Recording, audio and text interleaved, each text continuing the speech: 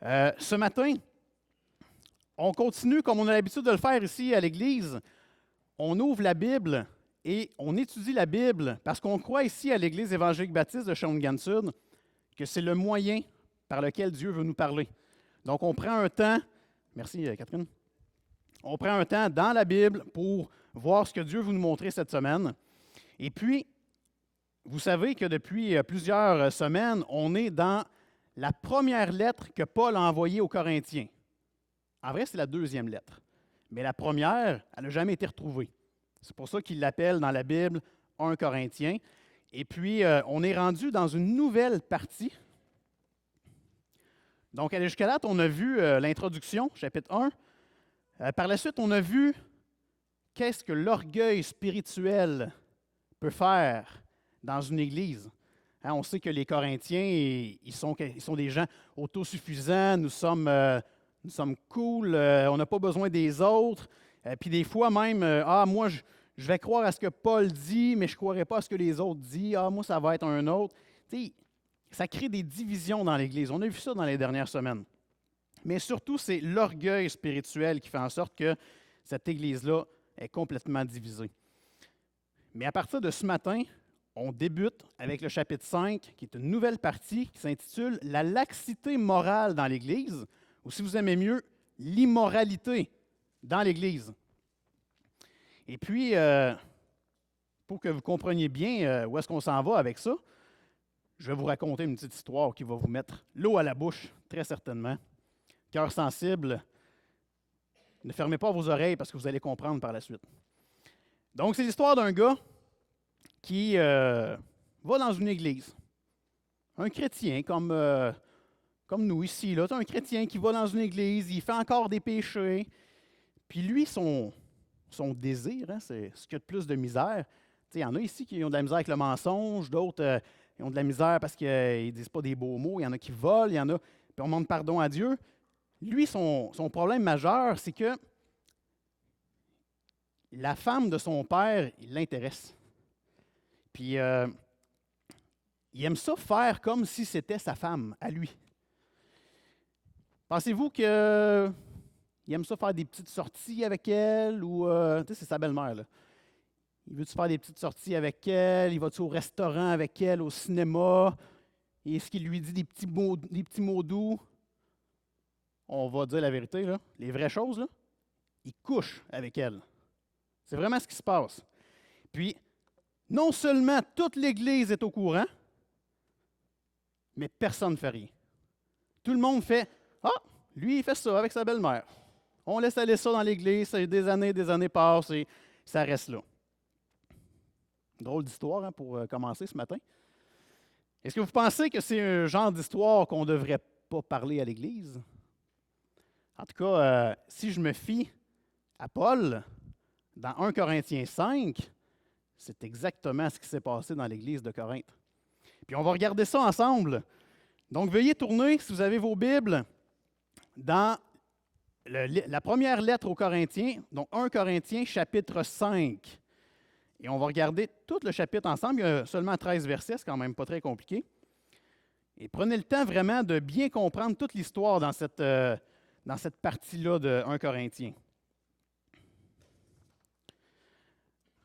Alors, j'y vais. 1 Corinthiens 5, on commence au verset 1. C'est Paul qui parle. On entend dire généralement qu'il y a parmi vous de la débauche, et une débauche telle qu'elle ne se rencontre même pas chez les païens. C'est au point que l'un de vous a la femme de son père. Et vous êtes enflé d'orgueil, et vous n'avez pas été plutôt dans l'affliction, afin que celui qui a commis cet acte soit ôté du milieu de vous. Pour moi, absent de corps, mais présent d'esprit, j'ai déjà jugé, comme si j'étais présent, celui qui a commis un tel acte. Au nom du Seigneur Jésus, vous et mon esprit étant assemblés avec la puissance de notre Seigneur Jésus, qu'un tel homme soit livré à Satan pour la destruction de la chair, afin que l'esprit soit sauvé au jour du Seigneur Jésus. Verset 6. C'est bien à tort que vous vous glorifiez. Ne savez-vous pas qu'un peu de levain fait lever toute la pâte? Faites disparaître le vieux levain, afin que vous soyez une pâte nouvelle, puisque vous êtes sans levain, car Christ, notre Pâque, a été immolé. Célébrons donc la fête, non avec du vieux levain, non avec un levain de malice et de méchanceté, mais avec les pains sans levain, de la pureté et de la vérité. Je vous ai écrit dans ma lettre de ne pas avoir de relation avec les débauchés, non pas d'une manière absolue avec les débauchés de ce monde, ou avec les cupides et les ravisseurs, ou les idolâtres. Autrement, il faudrait sortir du monde. Maintenant, ce que je vous écris, c'est de ne pas avoir des relations avec quelqu'un qui, se nommant frère, est débauché, ou cupide, ou idolâtre, ou outrageux, ou ivrogne, ou ravisseur, de ne pas même manger avec un tel homme. Qu'ai-je, en effet, à juger ceux du dehors? N'est-ce pas ceux du dedans que vous avez à juger? Pour ceux du dehors, Dieu les juge. Ôtez le méchant du milieu de vous. On va prier parce que c'est un chapitre très difficile, puis on a besoin de l'aide de Dieu pour nous aider à comprendre toutes les nuances dans ce chapitre-là. Alors, Seigneur grand Dieu, on a chanté tantôt qu'on veut tout te donner, puis Claude a fait un peu de pouce sur le fait que, ah oui, on veut tout te donner le temps d'un chant, mais qu'après ça, c'est comme si on oubliait ce qu'on avait chanté. Seigneur Dieu, ce matin, je te prie pour que nos cœurs soient totalement ouverts à ce que tu nous apportes, à ce message difficile, mais avec ton aide, Seigneur Dieu, on peut le comprendre. Je te prie pour que tout au long de ce matin, mais aussi durant la semaine, que ce message-là ne soit pas juste rentré dans notre tête, mais qu'on puisse l'appliquer dans notre vie de tous les jours. Merci pour ta bonté, ta grâce dans nos vies, Seigneur. Merci de prendre soin de nous. Amen. Donc, vous savez, Paul recherche la repentance de ses frères et sœurs. Il souhaite ardemment que les gens qui font encore des péchés puissent reconnaître que ce n'est pas correct ce qu'ils font là et qu'ils reviennent au Seigneur. C'est ce qu'ils cherchent. Et ils voient qu'à l'Église de Corinthe, ils n'ont pas l'air à tout comprendre. Puis c'est pour ça que Paul, bien des fois, dans toute la lettre aux Corinthiens, il est très, très, très sévère. Il agit sévèrement. Il est obligé de dire les vraies affaires. Il ne passe pas par quatre chemins parce que les Corinthiens, ils ne comprennent pas. Des fois, on a besoin de dire les vraies choses et c'est ce qu'il fait dans le chapitre 5. Donc, on va voir ce matin le plan d'aujourd'hui, de quelle manière j'ai décortiqué ce chapitre. On va voir au verset 1, l'homme et son péché. Et pour les connaissants de... J'ai entendu Michel rire là-bas. Non, je ne parlerai pas de Séraphin. L'homme en général et son péché. Le verset 2, l'Église et son péché. Verset 3 à 5, le jugement et le péché. Verset 6 à 8, le levain et le péché. Et les versets 9 à 13, la relation que nous devons avoir avec le péché. Donc, ça fait beaucoup de péchés, mais à la fin du chapitre, vous allez mieux comprendre, mieux cerner pourquoi Paul a apporté ce message-là. Alors, on commence avec le verset 1, l'homme et son péché. C'est dans le verset 1 qu'on voit que Paul aborde le sujet de la personne, le frère, qui dit que, en vrai, qu'on sait qu'il couche avec sa belle-mère. Est-ce que vous pensez que Paul est surpris d'une telle débauche dans l'Église? Ben non, Paul n'est pas surpris. Si on pensait que Paul était surpris, ça serait mal comprendre ce que lui-même enseigne. Il enseigne depuis, dans toutes ses lettres ou presque, la grâce de Dieu pour les pécheurs. On ne devient pas un enfant de Dieu avec les bonnes actions qu'on a faites. On devient un enfant de Dieu uniquement par la grâce de Dieu. C'est Dieu qui décide. Paul sait très bien que les péchés existent dans l'Église, mais quand on se dit frère, comme cette personne-là, ça veut dire qu'on croit en Jésus-Christ. Et si on croit en Jésus-Christ, on est supposé faire exactement ce que vous voyez à l'écran, faire ce que Paul disait dans son autre lettre par la suite, 2 Corinthiens 5, 17. Si quelqu'un est en Christ, il est une nouvelle création. Les choses anciennes sont passées, voici, toutes choses sont devenues nouvelles. On est supposé se revêtir de l'homme nouveau ou de la femme nouvelle. On est supposé devenir une nouvelle personne quand on croit, quand on est un enfant de Dieu. Quand on veut suivre Jésus dans notre vie. On est supposé aller de progrès en progrès. C'est ça la sanctification, de progrès en progrès, pas de neutre à neutre ou de reculon à reculon. On est supposé toujours avancer vers la sanctification, vers la perfection qu'on va atteindre uniquement au ciel. Donc, dans ce cas-ci, le problème n'est pas tant le péché que l'homme fait, mais en même temps, c'est un péché extrêmement grave. Il dit même que ça ne se voit même pas chez les païens. Les païens, c'est les gens qui ne croient pas en Dieu. Imaginez quelqu'un qui fait un péché ici, que même vous allez dans la ville à Shawinigan-Sud, là, ou à Shawinigan, puis même les gens là, qui ne viennent pas à l'église font « Ah, tu fais ça, toi? » Bien, c'est exactement ce qui arrive. C'est surprenant de voir que le gars, il est croyant, il est dans l'église, mais il fait quelque chose d'aussi ignoble. En plus, selon la loi romaine de ce temps-là, c'était complètement illégal de faire une chose pareille, de prendre la femme de son père. Et également, on voit que dans l'Ancien Testament, faire cette chose-là, d'aller coucher avec sa belle-mère, bien, ça crée un châtiment, ça crée un... Attendez un petit peu, je l'ai marqué ici, là. C'est exactement un châtiment physique qui mène à la mort. En hébreu, là, c'est vraiment ça, ça mène à la mort. Et on voit dans Lévitique 18:8, « Tu ne découvriras point la nudité de la femme de ton père, c'est la nudité de ton père, donc tu ne fais pas ça. » Et un peu plus loin dans le même chapitre, « Car tous ceux qui commettront l'une de ces abominations seront retranchés du milieu de leur peuple. » Donc tu ne fais pas ça. Puis lui, il le faisait. En grec, le mot débauche dans le verset 1, donc on dit qu'il y a parmi vous de la débauche, ça vient du mot porneia. Quoi ça vous fait penser, le mot porneia? Pornographie. Donc c'est la même racine du mot. Débauche, puis porneia, puis pornographie, ça vient tout ensemble. Donc il y a une connotation sexuelle là-dedans. De plus, lorsque Paul dit, on dit même que l'homme a la femme de son père, a le verbe avoir.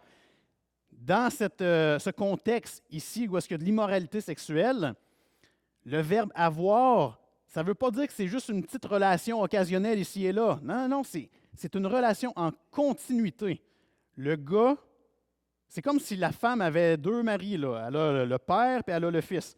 Puis le fils, lui, bien, il se plaît là-dedans, puis c'est régulier.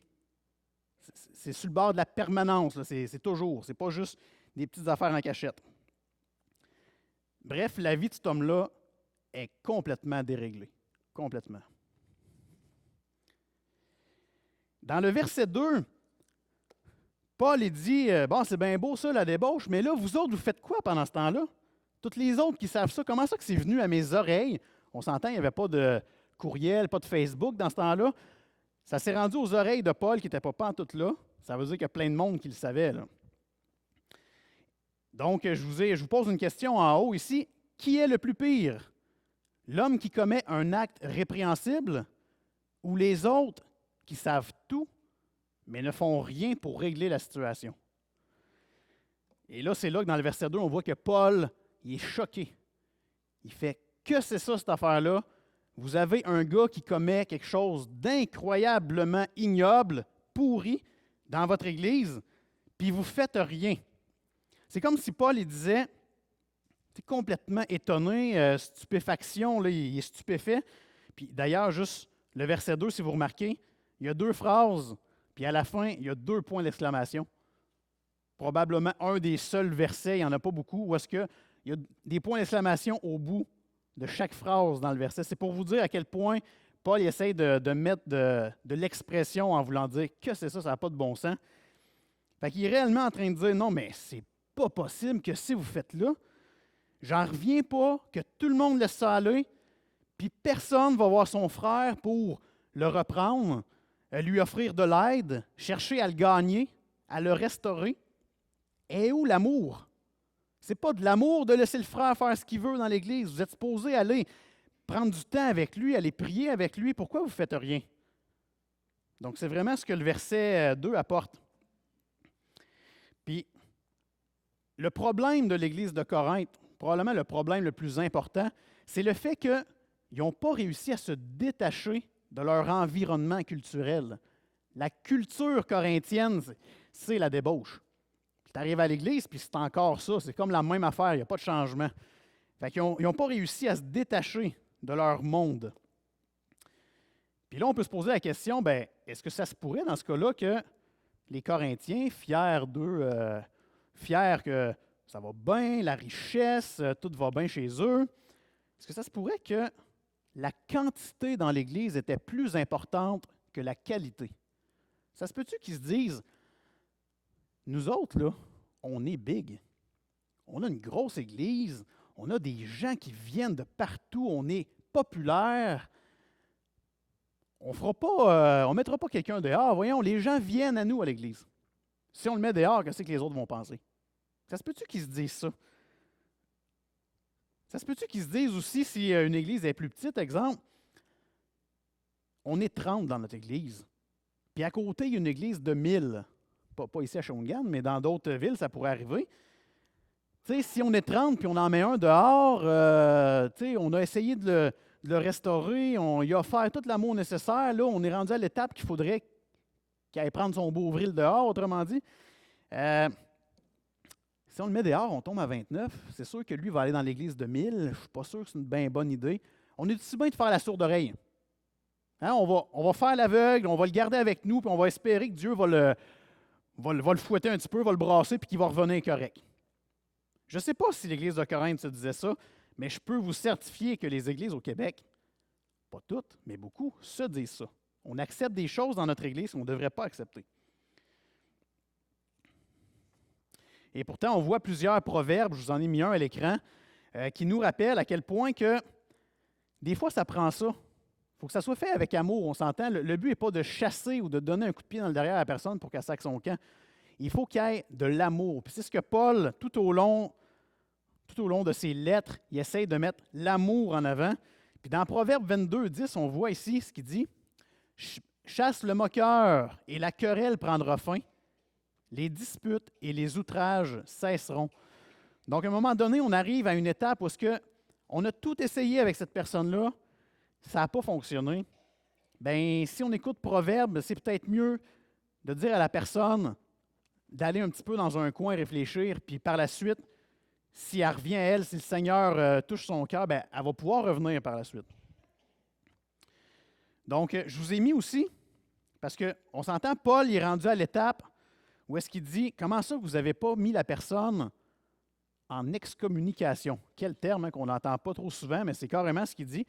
Il dit, la personne, afin que celui qui a commis cet acte soit ôté du milieu de vous, c'est ce qu'on appelle l'excommunication, mais avant d'en arriver là, il y a des étapes.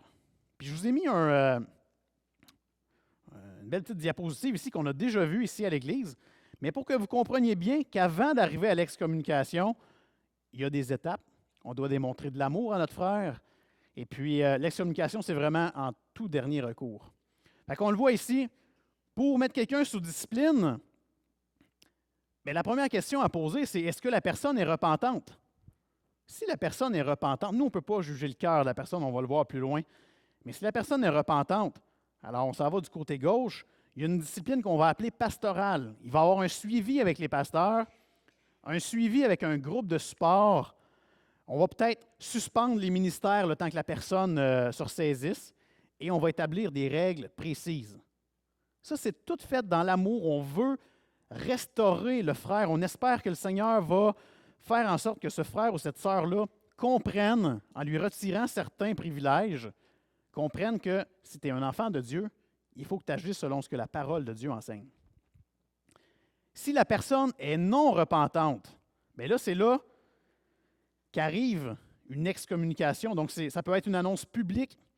La personne ne doit plus avoir de contact avec le frère, ce que Paul dit un peu plus loin, il dit « vous ne devriez même pas manger avec ». La personne n'a plus accès au bâtiment de l'Église et aux réunions, mais tout ça, ce n'est pas dans un acte de frustration ou de « lui, il va payer pour son prix ». Non, non, non. Le but, on le voit en bas, l'objectif, c'est de restaurer la personne. Il faut continuer à prier pour cette personne-là pour qu'elle revienne et qu'elle dise « je demande vraiment pardon pour ce que j'ai fait ». Puis, premièrement, à Dieu. « Seigneur Dieu, je te demande pardon, j'ai agi en insensé ». C'est tout ce qu'on recherche, une repentance. Et par la suite, la personne revient à l'Église, on la réintègre. Et puis, c'est notre frère, c'est notre sœur. Donc, on le prend par le cou, puis viens-t'en, on va avoir du fun ensemble. C'est le principe de la brebis perdue. Tu sais, les 99 autres vont bien, mais celle qui est perdue, on s'inquiète un peu, mais si elle revient ou si on la retrouve, génial, viens-t'en parmi nous, tu es dans notre famille. Donc, c'est un peu ce que Paul dit ici. Il souhaite que les gens dans l'Église qui savent ce péché-là soient dans l'affliction, soient attristés, puis qu'ils fassent tout pour aider cette personne-là à s'en sortir. Les versets 3 à 5, le jugement et le péché. Et là, pour les plus fervents de viande ici, là, quand ils aiment ça avoir un message avec de la viande, ça c'est une partie qui va vous intéresser. Comment le commandement de juger dans 1 Corinthiens 5, 3 à 5, ce qu'on vient de voir, comment ça s'accorde avec le commandement de ne pas juger dans 1 Corinthiens 4, 5. Et ceux qui ont leur Bible, mettons dans le verset 5 de 1 Corinthiens 4, ça dit, verset 5, « C'est pourquoi ne jugez de rien avant le temps jusqu'à ce que vienne le Seigneur, qui mettra en lumière ce qui est caché dans les ténèbres et qui manifestera les desseins des cœurs. » Donc, dans 1 Corinthiens 4, 5, il dit « Ne jugez de rien ». Puis dans 1 Corinthiens 5, 3 à 5, il dit « Pour moi, absent de corps, mais présent d'esprit, j'ai déjà jugé. » C'est mélangeant, hein? Mais j'ai fait des petites recherches pour vous. Et on apprend que le mot « juger » peut avoir plusieurs significations, évidemment. Nous, on a juste la version française, mais il ne faut pas oublier qu'il faut retourner en grec des fois pour avoir une information précise. Donc, juger, c'est la traduction du mot grec « kékrina ». Kékrina, ça veut dire émettre une opinion ou trancher sur une question. Puis, pour répondre à la question que vous voyez à l'écran, c'est une chose qu'il faut s'entendre, c'est que c'est clair qu'on ne peut pas juger, on peut juger que les actes de la personne, mais on ne peut pas juger la motivation du cœur. Ça, c'est impossible de faire ça. Dans 1 Corinthiens 4, Paul dit que ses œuvres ne peuvent pas être jugées par les hommes. Il y a juste Dieu qui va sonder son cœur. Puis il y a quelque chose qui ressemble à ça, c'est dans Matthieu 7.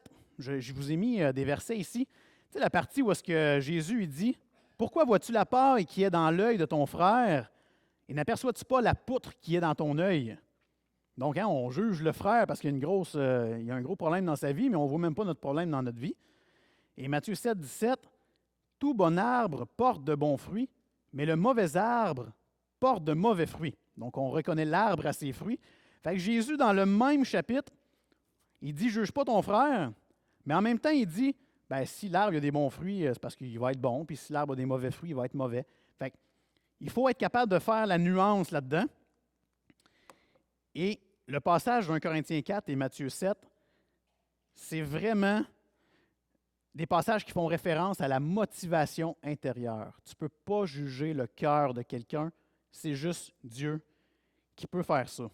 Et quand tu juges de cette manière-là, de cette motivation intérieure-là, c'est que quelqu'un qui peut juger correctement le cœur de quelqu'un, il faudrait qu'il soit capable de s'insérer dans la peau de la personne. Et humainement, c'est impossible de faire ça. Donc, juger de cette manière-là, ça s'appelle de la médisance et de la calomnie. Et juger de cette manière-là, c'est un péché devant Dieu. Pourquoi c'est un péché? Parce qu'on risque de donner libre cours au mensonge. C'est le même principe. Vous êtes en char, vous roulez, évidemment, vous suivez tous vos limites ici, je suis convaincu. Vous roulez 50, puis là, il y en a un fou qui passe à côté des autres, il s'en va, puis il devait rouler au moins 100. Là. Puis là, dans votre char, c'est que vous faites « Hey, moi, si je pouvais, j'irais donner un ticket à lui, ça n'a pas de bon sens, blablabla. » Mais tu ne peux pas lui donner un ticket, parce que tu n'es pas une police. Puis au Québec, c'est juste les policiers qui peuvent donner un ticket. C'est la même chose pour les cœurs. Ça appartient à Dieu de juger les cœurs, pas à nous. Fait qu'il faut y laisser ce travail-là. Par contre, là où est-ce que Paul parle de juger autrement, c'est dans 1 Corinthiens 5, comme on voit qu'il dit « J'ai déjà jugé », c'est que cette personne se dit frère et elle vit volontairement dans le péché. Et ça, les actions de ce frère-là doivent être jugées. On ne peut pas laisser faire quelque chose de ce genre dans notre Église. Et c'est ça que Paul est en train de dire. Il dit que ce frère-là doit être discipliné, il doit être excommunié. Et là, c'est la phrase la plus surprenante de tout ce chapitre-là. Il dit même au verset 5, « Afin qu'il soit livré à Satan pour la destruction de la chair et que son âme puisse être rescapée pour son salut. » Puis là, je lisais ça, puis j'avais beau aller chercher des commentaires. Je dis, comment se fait que Paul il dit quelque chose d'aussi sévère à la personne? C'est surprenant. Et j'ai fait encore des recherches. Là, en passant, je vous sors plein d'affaires de grec. Là. Pensez pas que je suis rendu un pro du grec en l'espace d'une semaine. Il y a des pros du grec, puis moi, ben, je me fie sur eux autres. Fait que des fois, ça fonctionne très bien. On a des gens près de nous, hein, Gilles Despins, qui est mon mentor, Mathieu, qui est en train de suivre des cours assez poussés, ça donne des bonnes références.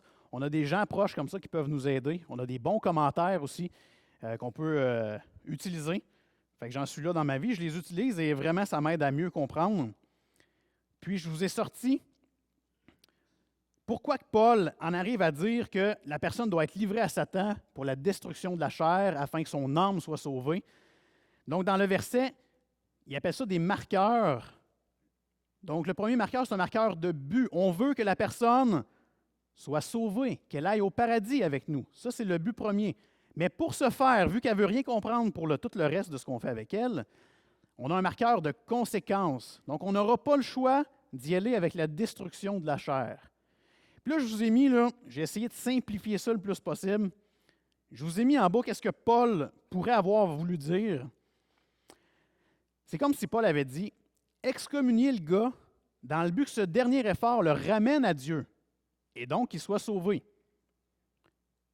Si ça ne le ramène pas à Dieu, c'est peut-être parce qu'il n'était pas sauvé.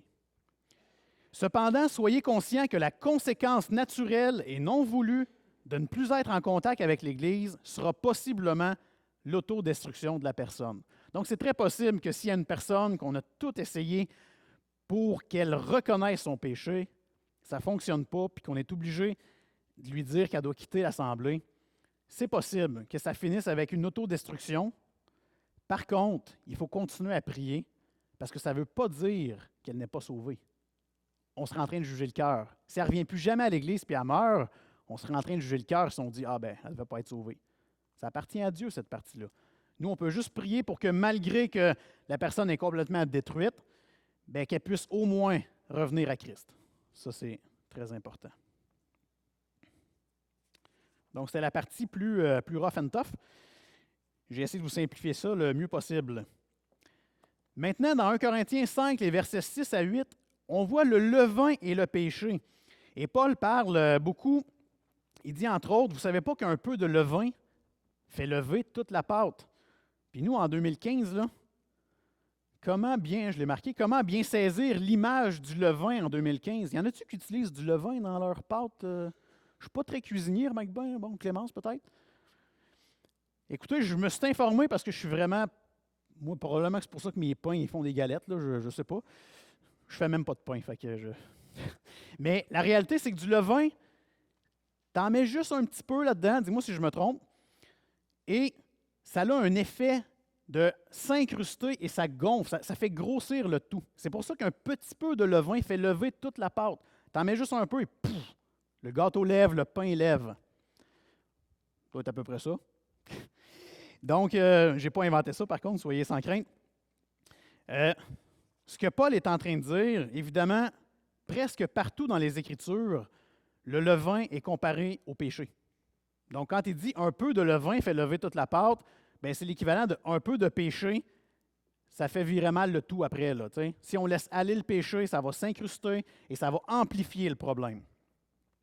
On voit ça à Matthieu 16, 12, entre autres, que Jésus avait apporté de quoi sur le levain, puis les gens ont fait « Comment ça qu'il nous parle de pain tout d'un coup? » Et là, il arrive dans Matthieu 16, 12. « Alors ils comprirent que ce n'était pas du levain du pain qu'il avait dit de se garder, mais de l'enseignement des pharisiens et des sadducéens. » Jésus a employé le terme « Gardez-vous du levain des pharisiens et des sadducéens » en voulant dire « Écoutez pas leurs paroles vaines. Ce n'est pas la parole de Dieu ce qu'ils apportent.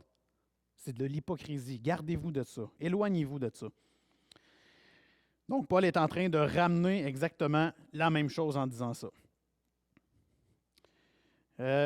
Également, dans le verset 7 et 8, Paul dit, on doit se garder du levain, on doit éviter, faites disparaître le vieux levain, afin que vous soyez une pâte nouvelle, puisque vous êtes sans levain, car Christ, notre Pâque, a été immolé. Donc, en gros, ce qu'il est en train de dire, c'est qu'on se réunit ici chaque dimanche, puis on laisserait faire le péché alors qu'on s'en vient rendre gloire à Jésus-Christ, le parfait. Puis nous, on arrive ici, puis on laisse faire le péché. Ça n'aurait comme pas de bon sens. On est supposé être un sanctuaire saint, on est supposé viser la perfection. On s'en vient remercier le Seigneur pour nous aider dans notre vie, pour prendre soin de nous, pour la grâce qu'il nous a donnée, puis on laisserait faire le péché ici. Ça n'a pas d'allure. Fait que c'est exactement ce qu'il est en train de dire. Enlevez ça, ces vieux péchés-là, vous vous en venez célébrer Christ. Bien, ayez un cœur reconnaissant, puis laissez tout à la porte de l'Assemblée avant de venir, puis même dans votre vie, là, sondez votre cœur, puis enlevez-moi le péché au plus vite. Vous appartenez à Jésus-Christ. Vous êtes supposé agir en conséquence. C'est supposé paraître dans votre vie. Donc, si on n'enlève pas le levain, bien, il risque de se propager et d'affecter d'autres personnes. C'est le principe du cancer. Qu'est-ce que ça fait un cancer s'il n'est pas enlevé? Il s'incruste dans d'autres parties de notre corps, puis il infecte d'autres parties, d'autres membres de notre corps. C'est la même affaire. Le levain, c'est le péché que si on le laisse aller, il va infecter d'autres parties de notre corps. Il y a une place dans les évangiles où est-ce que Jésus utilise le levain pour une bonne chose. Je ne l'ai pas mis ici, mais c'est vraiment dans Matthieu 13. Jésus, il compare le royaume de Dieu à du levain. Donc, il dit qu'une femme a pris 3 mesures de farine, puis elle a mis du levain jusqu'à ce que toute la pâte soit levée. Donc, dans Matthieu 13, c'est un des endroits que le levain, c'est une bonne chose. Parce qu'il compare le royaume de Dieu. Il est en train de dire, le royaume de Dieu, c'est silencieux, c'est discret, mais il est en train de faire des ravages positifs dans la vie des croyants, dans la vie des gens. Et un jour, ça va lever. Et probablement que ça va être au ciel qu'on va voir ça. Donc, Matthieu 13, c'est une bonne chose, mais si on revient dans 1 Corinthiens 5, le levain, c'est clairement rattaché au péché. 1 Corinthiens 5, 9 à 13, la relation avec le péché. Donc, Paul termine dans les versets 9 à 13. Il dit, « Je vous ai déjà écrit. » Vous rappelez-vous, je vous ai écrit, puis je vous ai dit, gardez-vous du péché, n'ayez pas de relation avec les gens. Puis ça, c'est dans la fameuse lettre perdue, hein, verset 9, on voit, « Je vous ai écrit dans ma lettre. » Mais 1 Corinthiens, c'est toute une lettre avec plusieurs chapitres. Il y avait une lettre avant, qui est la lettre perdue. Et puis, l'épître perdue, qu'il appelle. Et il avait dit, là, faites attention. Hein? Ayez pas de relation avec les débauchés de ce monde. Et là, les Corinthiens, eux autres, ont lu la lettre. Je ne sais pas s'ils ont fait comme moi, puis ils ont lu trop vite. Ça m'arrive des fois, je reçois un courriel, je ne lis pas à moitié des affaires, puis finalement, je me suis vraiment trompé. Ils ont peut-être fait pareil comme moi. Eux autres, ce qu'ils ont compris, c'est, hey, Paul nous dit de ne plus avoir de relation avec personne dans le monde. Puis quand on dit dans le monde, là, c'est ceux qui ne viennent pas à l'Église. Là. Pas de relation avec personne. Fait que ce qu'avaient fait les Corinthiens, c'est qu'ils ne jugeaient plus les gens dans l'Église, parce qu'ils avaient compris que Paul disait de ne pas juger. Et il n'y avait plus de relation avec les gens dans le monde. Fait que là, il est en train de se refermer sur eux-mêmes. C'est complètement pas ça que Paul voulait dire. Paul, ce qu'il voulait dire, puis il dit au verset 10, mettons, on va y aller verset 9, « Je vous ai écrit dans ma lettre de ne pas avoir de relation avec les débauchés, non pas d'une manière absolue avec les débauchés de ce monde. » Puis il dit, parce que sinon, si je vous avais dit, n'ayez pas de relation avec personne, bien, il faudrait que vous sortiez du monde, parce qu'il y a tellement de débauches dans le monde qu'il faudrait que vous ne parliez plus à personne. Ça n'aura pas de bon sens. Fait qu'il dit, non, moi, ce que je vous dis, c'est que, attendez un petit peu, ah oui, la personne qui se dit frère et qui vit volontairement dans le péché, elle, vous ne devez plus avoir de relation avec elle. Mais pas les gens dans le monde. Les gens dans le monde, ils ont besoin d'entendre parler de l'Évangile. Ils ont besoin de voir votre amour. Continuez à leur parler. C'est un peu comme, je vous ai mis ici, Jean 17, 15. À un moment donné, Jésus, il prie son Père. C'est une super belle prière dans Jean 17. Et il dit à un moment donné, « Je ne te prie pas de les ôter du monde. » Hein, mais les croyants, je ne veux pas que tu les ôtes du monde, mais que tu les préserves du malin. Donc, on a une œuvre à faire dans le monde, mais on ne doit pas faire comme les gens qui n'ont pas le Seigneur Jésus dans leur vie. Il y a des choses qu'on doit faire plus attention. Donc, les Corinthiens avaient nettement mal interprété une partie de la lettre, du moins. Puis Paul revient à la charge au verset 12 en disant « Qu'ai-je en effet à juger ceux du dehors? N'est-ce pas ceux du dedans qu'on doit juger? » Ce n'est pas à nous à juger les gens qui ne viennent pas à l'Église, les gens qui n'ont pas le Seigneur Jésus dans leur vie. Ça appartient à Dieu. Notre job, nous autres, comme croyants, c'est d'aller vers les gens et de partager la bonne nouvelle. Puis c'est pour ça qu'on se réunit, entre autres, le dimanche soir à 4 heures, comme tantôt, beau temps, mauvais temps. À 4 heures, on est là, on est dans le parc Saint-Maurice. S'il pleut, on va prier ensemble. Puis ceux qui sont, en tout cas, moi je vais être là, mais je sais que quand il pleut, ça pogne un peu moins. Mais s'il fait beau, on voulait aller ramasser les déchets dans le parc Saint-Maurice. Pourquoi qu'on fait ça? Pas parce que le parc est sale. C'est juste parce qu'on veut discuter avec les gens, puis ils vont dire « Hey, qu'est-ce que tu es en train de faire là, toi? » Bien, je ramasse les déchets, je veux faire quelque chose de bien. Puis en même temps, on explique d'où on vient. On leur dit « Gars, le Seigneur Jésus, là, c'est exactement ce qu'il a fait avec moi. Il m'a rendu propre malgré toutes les imperfections que j'avais. Bien, je fais la même chose dans le parc. Puis il y a moyen par la suite de discuter avec les gens. Donc, c'est vraiment un rendez-vous. Là. C'est pour ça qu'on fait ça. Puis Paul dit la même chose. Continuez à avoir du bon temps avec les gens qui ne connaissent pas Jésus-Christ. Ça, c'est important de le faire. Puis surtout, jugez-la pas, mais ayez de l'amour pour eux. C'est vraiment ce qui nous parle.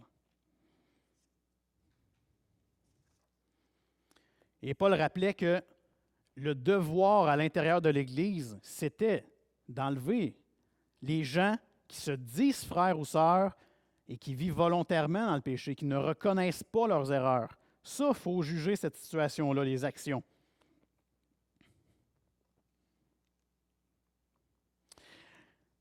Alors, j'ai essayé le plus possible.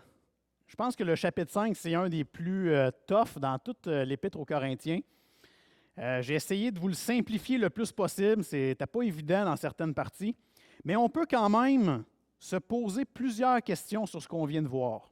Et je vous les ai mis au tableau. Première question, comment les chrétiens peuvent-ils en arriver à être indifférents face au péché des autres? Les Corinthiens étaient complètement indifférents. Ils laissaient faire n'importe quoi. Pas de trouble, venez. Comment on peut en arriver là? Je pourrais même rajouter comment on peut en arriver à ne pas être triste quand on va marcher au centre-ville puis voir tous ces gens-là qui vont mourir sans avoir entendu parler de Jésus. Comment tu ne peux pas être triste? Puis il y en a ici qui le vivent, là, vraiment. Pour en avoir discuté, puis même moi, des fois, là, je fais comme comment ça que lui, je le crois? Puis, je ne me pose pas de questions sur qu'est-ce qui va arriver avec lui. On ne devrait pas être indifférent, on devrait avoir de l'amour pour eux. La question 2, d'où vient la pensée qu'il faut passer par-dessus le péché au nom de l'amour, alors que Dieu lui-même a jugé le péché dans la mort de son Fils? Comment on peut en arriver pour dire « Ah, gars, laisse-le faire, lui. Dieu est amour, on l'accepte. » Comment on peut en arriver à parler comme ça? La question 3, pourquoi plusieurs églises refusent d'appliquer la discipline? Pourquoi plusieurs personnes refusent de s'y soumettre? On voit ça régulièrement, c'est partout. Ce n'est pas juste dans le temps de l'Église de Corinthe. Ça arrive en 2015, ça aussi. Pourquoi que c'est rendu temps... pourquoi qu'on ne comprend pas bien le principe de la discipline? C'est sûr que chaque cas est un cas particulier. Ça, on ne peut pas le dénigrer. Avant même d'y aller avec une excommunication, là, il faut qu'il y ait un paquet de choses de faites, puis il faut montrer que ce frère-là ou cette sœur-là, je l'aime, puis je vais tout faire pour qu'il puisse rester dans l'Église, puis qu'il puisse s'accrocher au Seigneur Jésus. Ça, c'est la première étape. Mais chaque cas est particulier, c'est ce qui est difficile à gérer. Mais je crois que la réponse à ces 3 questionnements-là, c'est un peu la même réponse que dans le temps des Corinthiens. C'est que ces choses-là, ils apparaissent dans nos vies quand on devient indifférent, qu'on ne comprend pas bien. Ça arrive quand notre orgueil spirituel a pris toute la place puis qu'on oublie complètement l'amour que Jésus nous a donné. C'est le problème majeur. Jésus nous rappelle dans Matthieu 22, il y a 2 commandements importants. Aimer Dieu, aime ton prochain comme toi-même. À cela, c'est toute la loi. Et puis, on oublie qu'on doit aimer les autres. Et en oubliant qu'on doit aimer les autres, ben, on n'en fait plus de cas. Hein? Combien de personnes j'ai peut-être pas parlé dans l'Église? Jamais. Je pense que j'ai parlé à tout le monde, mais tu sais, des fois, il y en a qui on parle un peu moins, je me soucie même pas de ce qui se passe. Vous vivez la même chose, sûrement, vous aussi. On oublie de se soucier de nos frères et de nos sœurs. On s'en va faire l'épicerie, puis tout le monde qu'on voit là, on passe un à côté de l'autre, on n'a aucune relation. On se referme sur nous-mêmes, on fait notre petite affaire, puis ça va bien. Les Corinthiens faisaient pareil, c'est pas nouveau. Sauf qu'il faut se demander pourquoi on fait ça. Combien de fois qu'on entend dire des chrétiens à propos du péché, c'est pas grave. T'sais, on voit quelqu'un faire quelque chose, c'est pas grave. Je fais quelque chose, c'est pas grave. Il n'y a rien là. Voyons, c'est juste un péché, là, comme toi. Hey, wow, c'est pas de sa faute. Hein, il est fait comme ça. C'est pas de sa faute. Je suis fait comme ça, ouais, ça aussi on peut le dire. Là, t'es-tu en train de me juger? Hein? Je fais des péchés, mais là, tu es en train de me juger. Toi, tu n'en fais pas de péché, hein? Arrête de faire le saint. On le sait bien, toi, tu es parfait. Hein?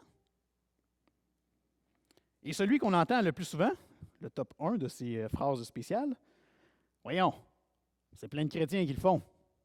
Pourquoi que moi, je ne pourrais pas le faire? Donc, le problème, ce n'est pas un manque de sévérité envers soi-même ou envers les autres. Le but n'est pas de rendre ça sévère, puis non, tu ne devrais pas agir de même. Le problème, c'est qu'on a oublié l'amour que Dieu nous a donné. On a oublié l'amour que Dieu nous a donné. Les Corinthiens auraient dû être attristés quand ils voyaient ce gars-là aller coucher avec sa belle-mère. Ils n'auraient pas dû le juger puis faire « Ah, mon doux, on va laisser faire dans son coin. » Ou pire, « Ah, gars, c'est un péché parmi tant d'autres. Là, hein? » Non, tu dois être attristé, tu dois faire « Qu'est-ce que c'est ça, cette affaire-là? Viens, on va prier ensemble. » Il n'y a rien que j'aime plus qu'un frère qui vient me voir et qui me dit « Pat, j'ai besoin d'aide. Puis j'aimerais ça qu'on prie ensemble. Puis j'aimerais ça que cette semaine, on s'appelle ou qu'on passe du temps ensemble parce que j'ai de la misère dans quelque chose de ma vie. Puis je veux qu'on le règle. » Ça, là, sérieusement, ça me rend fou de joie parce que je fais « Wow, ce frère-là ou cette sœur-là a mis les objectifs sur la table. Il s'est dit « Moi, je veux que ça se règle. Puis devant Dieu, je ne suis pas correct. Puis je le sais. Puis je veux que ça s'en aille. J'ai besoin de quelqu'un pour m'aider. » Ça, c'est génial d'entendre ça.